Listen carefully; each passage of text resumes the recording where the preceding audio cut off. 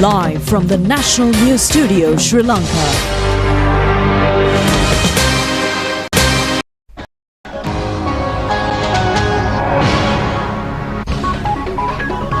Hello there, good evening and welcome to the National News Broadcast. I'm Niket Karunaratne. And I'm Shra Masquinius. First, it's a look at the day's headlines.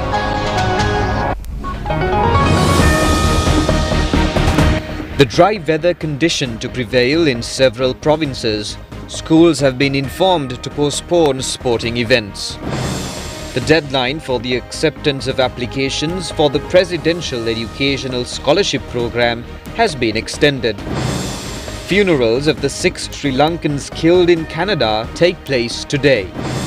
Thai Airways recommences flights to Sri Lanka after 4 years. An emergency situation in southern Iceland due to a volcanic eruption.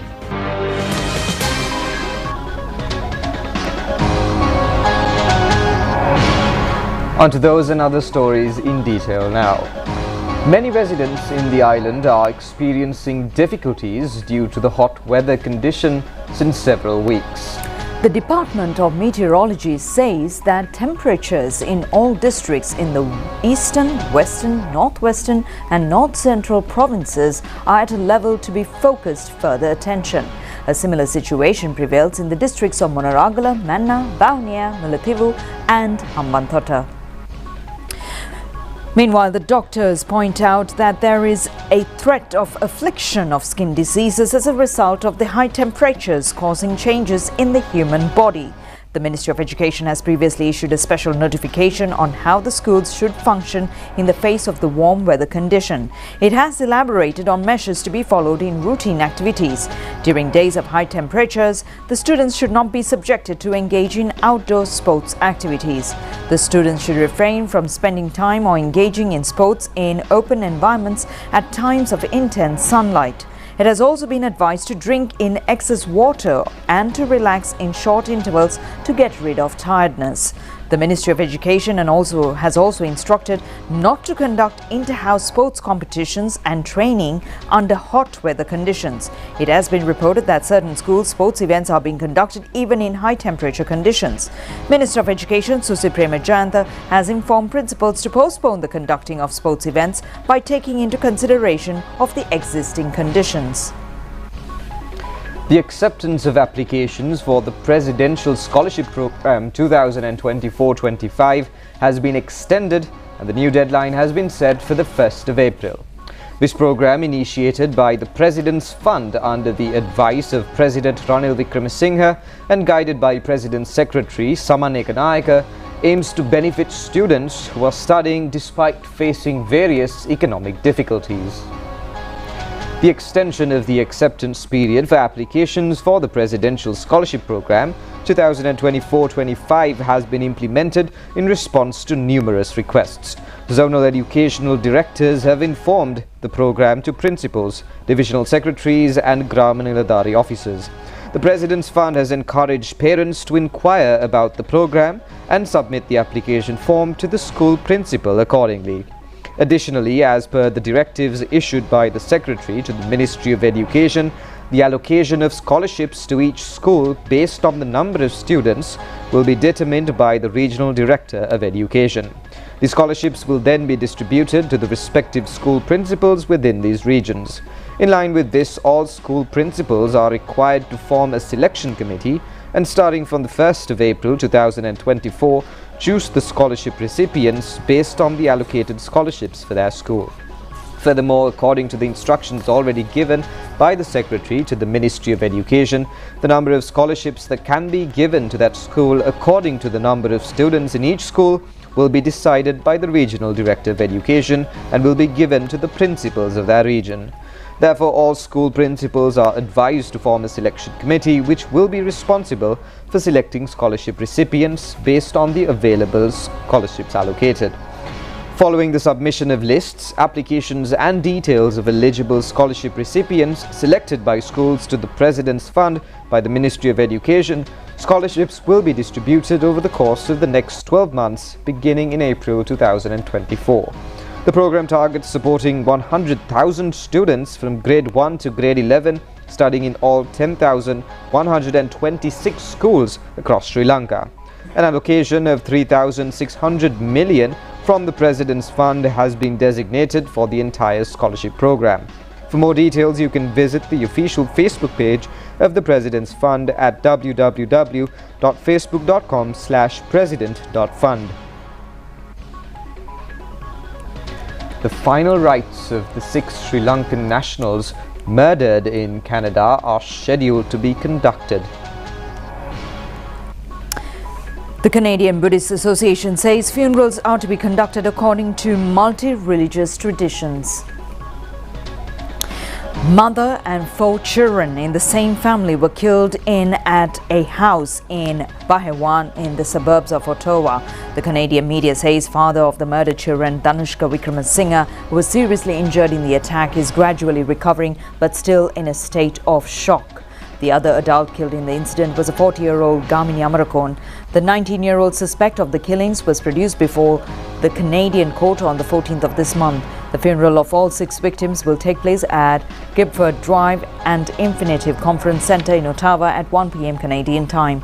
The media reports added that injured Danushka Wickramasinghe is also scheduled to attend the funeral ceremony. Steps have been taken to resume flights of Thai Airways between Sri Lanka and Thailand. The airline had ceased functioning due to the COVID pandemic. Accordingly, Thai Airways are recommencing operations after a lapse of 4 years. Accordingly, the initial flight from Bangkok City, Thailand would expected to reach the Katunayake airport on the 1st of next month. Under the program, a Thai Airways flight is scheduled to fly between Bangkok and Katunayake airport each day. The decision to recommence services is taken place following discussions conducted by Minister Nimal Siripala de Silva with the Thai government and the Thai airlines. Thailand and Sri Lanka maintain friendly and close relations. Sri Lankan as well as Thai nationals show keen interest to travel between the two countries. Minister Ali Sabri and the Thai ambassador in Sri Lanka, Paitun Mahapanapone, were also present at this discussion. The Satra Deepani Festival to extend gratitude to the deserving persons, organised on a concept of Minister Dr. Bandula Gunawardena, was conducted last evening. Prime Minister Dinesh Gunawardena presented over the event at the PMICH premises in Colombo.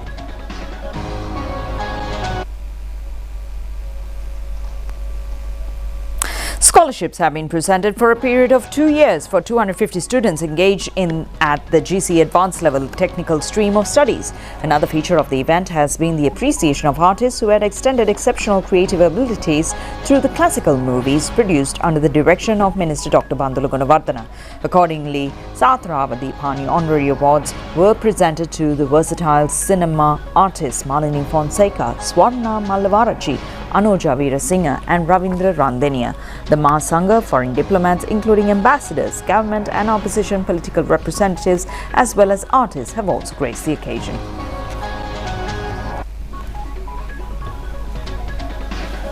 Minister Nalin Fernandes says the government has given prominence for the resolution of problems in the construction sector. He has made these observations participating at an award ceremony night in the Western Province branch of the Sri Lanka National Construction Association. Minister Nalin Fernando was the chief guest of the awards presentation ceremony held at the Water's Edge premises in Battaramulla recently. The minister said on this occasion that it was the construction sector which was mostly affected by the economic crisis, which had persisted for a period of 1.5 years. Minister Nalin Fernando said that they have taken all measures to restore the economy.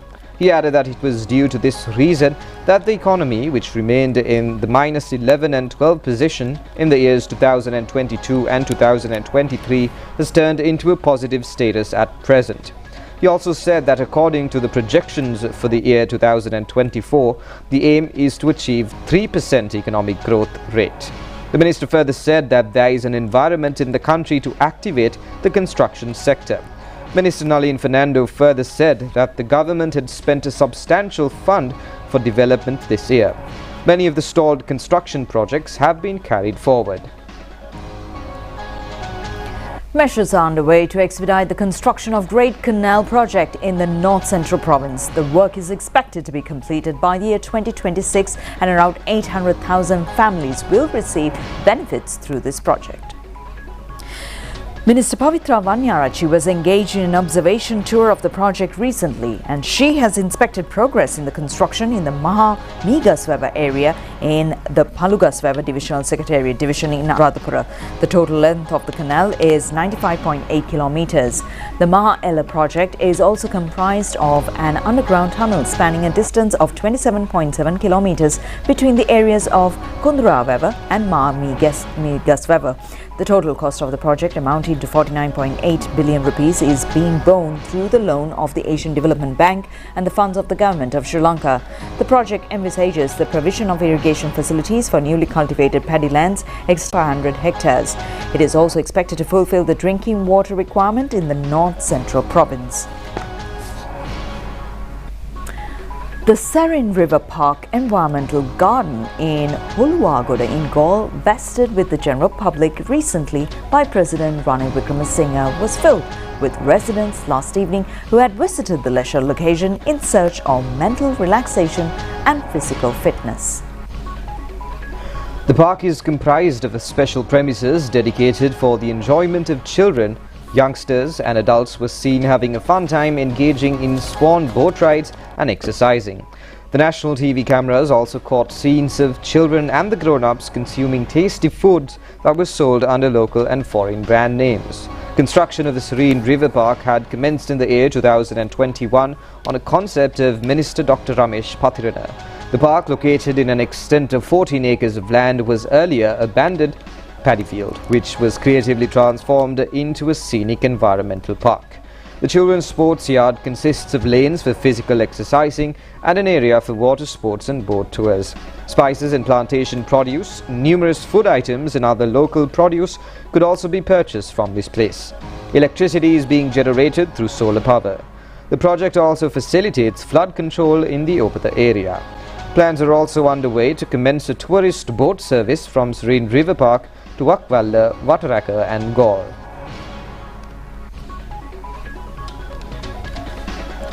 Two children who went to bathe in the Pollatumodara River in Yakalamulla, Galle, were killed due to drowning. The victims were male children and aged 11 and 14. The two children, who were related to each other, came from bathing with their parents. The Yakalamulla police station says the incident had occurred this afternoon and the children had died even before admission to the Imadua hospital. And here are some more local news items in brief. The upcountry vegetable prices in Kappatipolu Special Economic Centre has come down drastically. The traders say the reason for the massive decline in prices is due to the markets receiving large quantities of vegetable produce at once. In search operation conducted by the Dam Street Police Station near the Bastian Mavata and Gunasinghapura bus stands in Colombo yesterday, 8 bus drivers and conductors who had consumed narcotics have been taken into custody. Minister Mahinda Amravira has presided over a ceremony to distribute a stock of equipment valued at 20 million rupees to the farmers in the agro-entrepreneur villages in Jalpallama and Kavamtissapura in the Hambantota district yesterday. A big ward constructed at the Polonnaruwa General Hospital was declared open yesterday. Relevant equipment have also been presented. A sum of 18 million rupees has been spent on the project. Bhikkhus of Viharayas in the district were present on the occasion. Funeral of the mother of the North Central Province Governor Mahipala Herath has taken place at the Kegalle Municipal Council crematorium. Prime Minister Dinesh Gunawardena and other people's representatives have paid their last respects to the remains. Sapukaskandu Purane, a book written by veteran author Nandana Kumarapelli, was launched today. The unveiling ceremony has taken place at the newly constructed Sapukaskandu Viharaya, built through the labours of the Sri Lanka Navy. Navy Commander Vice Admiral Priyantha Pereira presided over the book launching ceremony. Nandana Kumarapelli has authored the book under the direction of Chief Incumbent of the Sapukaskandu Rajama Viharaya, the Venerable Dharanagama Jnana Sirithera. A special felicitation was extended to the Navy Commander, who had pursued studies at the Dharma Vidyalaya of Sapukaskandu Viharaya. Senior professor in the Department of Archaeological Studies of the Kelaniya University, Venerable Navithnan Kadavala Jnana Ratanathera, and Senior Professor Well, that's a look at local news. Stay with us. Foreign news is coming up next.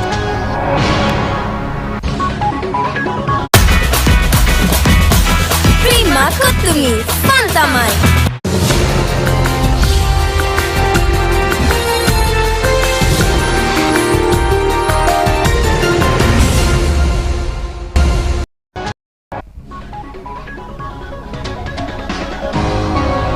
Now, on foreign news, a state of emergency has been declared in southern Iceland after another volcanic eruption has been reported on the Reykjanes Peninsula, the fourth since December. Lava has reached the eastern defences around the small evacuated town of Grindavik. The powerful and fast lava flows began late on Saturday, but the authorities say that they have since diminished significantly. Activity around the fissure, initially 3 kilometers long, has dissipated. Iceland's meteorological office said the streams of the lava were still flowing on Sunday, but the rate at which they were moving had begun to slow down. The director of the Iceland Civil Defense said all that could be done to prepare for the flow of the lava had been done, and the biggest concern was the impact of the infrastructure. Pools of lava gathering near defences were also of concern, he added. This is a similar location to the eruption that began on 8th of December. Footage of the explosion showed clouds of smoking and glowing magma oozing and the bubbling from vents in the earth. The explosion has not affected the main international airport, which lies to the northwest of Grindavik. Geophysicist Magnus Tumi said, who was among those who fly over the affected areas in the helicopter, told the local media that Saturday's eruption was the most powerful so far. Two lava streams have been moving west and south. Local media reported that the lava from the latter had reached Grindavik's eastern defense walls. Mr. Gudmundsson said it was possible that lava could flow into the sea, but this may not happen if the volcanic activity eases. Now, Israel's Prime Minister Benjamin Netanyahu has reaffirmed his determination to launch an offensive in Rafah, defying international criticism. The city is crammed with some 1.5 million Palestinians from other parts of Gaza seeking refuge. His comments come as the German Chancellor on a Middle East trip restated his opposition to the plan. But Mr. Netanyahu said no international pressure will stop Israel from achieving all of its war aims. He said Israel must be able to continue its war with the aims of eliminating Hamas, releasing all our hostages and ensuring that Gaza will no longer pose a threat against Israel. Mr. Netanyahu said the Gaza Strip will happen and will take several weeks. He also lashed out at his critics for, as he put it, forgetting the Hamas attack of 7th October. Those attacks, in which about 1,200 people were killed and more than 250 were taken hostage from Israel, sparked the current war. The Hamas-run health ministry in Gaza says more than 31,400 have been killed. The Israeli leader is due to meet the German Chancellor Olaf Scholz later on Sunday, who is expected to repeat his warning against an offensive. Speaking on reporters in Jordan, Mr. Scholz said a large number of casualties in such an offensive could destroy any hope for peace. Israel's plans have been heavily criticized by the international community, with the UN and US also warning that a full-scale assault in Rafah could be disastrous. Tedros Adhanom Ghebreyesus, the head of the UN's World Health Organization, on Friday appealed to Israel in the name of humanity not to launch such an attack on Gaza's southernmost city.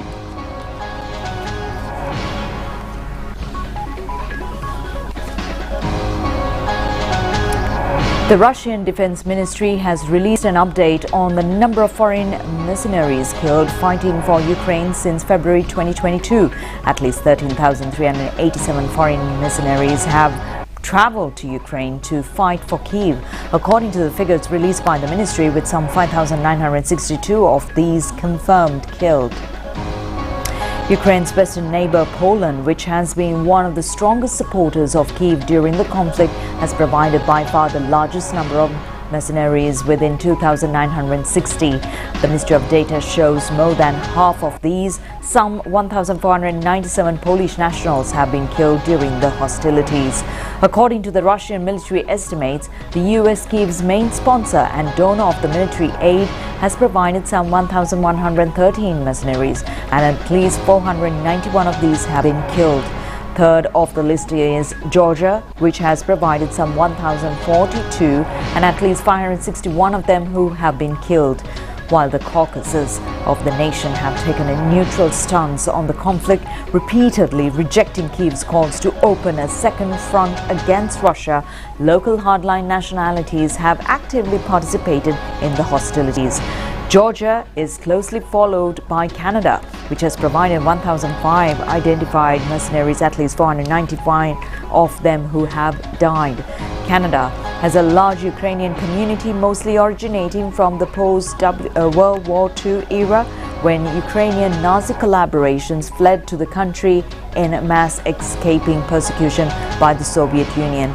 The UK, Romania, Croatia and France have also contributed significantly with numbers. Despite Paris declaring support for Kyiv, only some of 356 French nationals have opted to fight for it, with around 147 of these getting killed. According to Russian estimates, French are believed to have sustained heavy casualties in mid-January when a temporary assembly point of foreign fighters was hit by a Russian high-precision strike in the eastern Ukrainian city of Kharkov.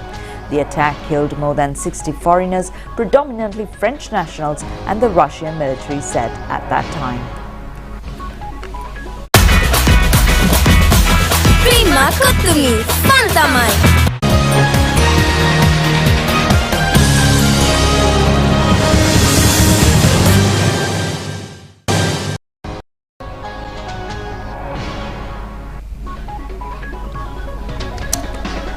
And on sports news, Sri Lankan fast bowler Dilshan Madhushankar is deprived of the opportunity to represent Sri Lanka in the crucial third and final one-day match of the current series against Bangladesh tomorrow.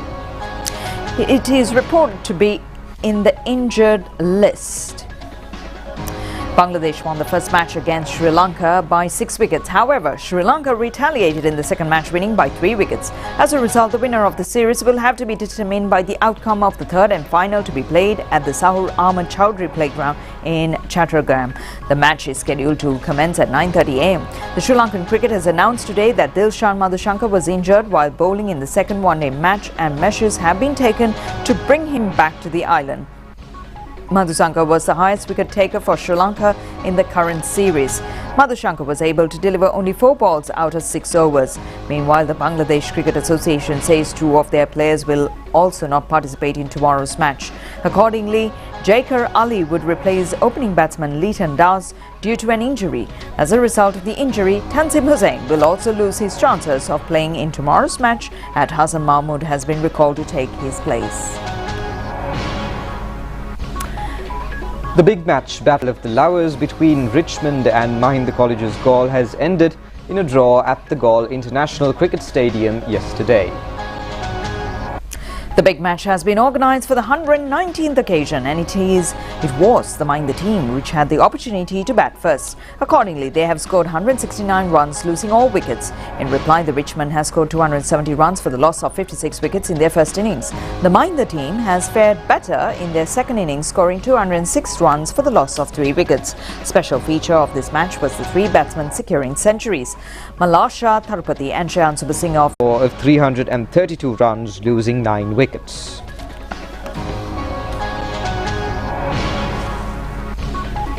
And it's all matches all over. The Battle of Paslum between St. Mary's and Ananda Sastralaya was also drawn fixture. The match was conducted for the 59th occasion at Madhugama Public Esplanade. The Ananda Sastralaya players were all out for 184 runs. The St. Mary's team first innings score was restricted to 147 runs. The Ananda team in the second inning was declared at 153 runs for the loss of 5 wickets. St. Mary's team, chasing a victory target of 190 runs in the second innings, were at 35 runs for the loss of 3 wickets when the play was ended.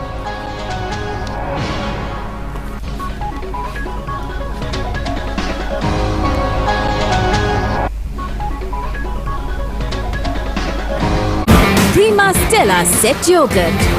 ජය ගන්න වැඩි වෙන්න.